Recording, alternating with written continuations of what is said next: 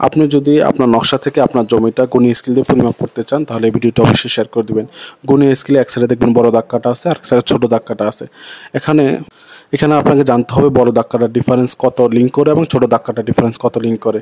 এখানে দেওয়া আছে 1 লিঙ্ক সমান 7.92 ইঞ্চি, 1 লিঙ্ক সমান 0.66 ফিট, 1000 বর্গ লিঙ্ক সমান 1%। আপনাকে নকশায় যখন যে নকশাটা জমি পরিমাপ করতে যাবেন সেই নকশায় উপরে লেখা থাকবে যে কত স্কেলে তৈরি। 16 ইঞ্চি সমান 1 মাইল লেখা থাকলে আপনার প্রত্যেকটা গুণী স্কেলে প্রত্যেকটা দাগের ডিফারেন্স হবে বড় দাগ কাটার ক্ষেত্রে 20 লিঙ্ক, ছোট দাগ কাটার ক্ষেত্রে 10 লিঙ্ক। আর 32 ইঞ্চিতে যে নকশাটা তৈরি করা থাকে তার বড় দাগ কাটার ডিফারেন্স হবে 10 লিঙ্ক, ছোট দাগ কাটার ডিফারেন্স হবে 5 লিঙ্ক। 64 ইঞ্চির ক্ষেত্রে বড় দাগ কাটা হবে 5 লিঙ্ক, ছোট দাগ কাটা হবে 2.5 লিঙ্ক।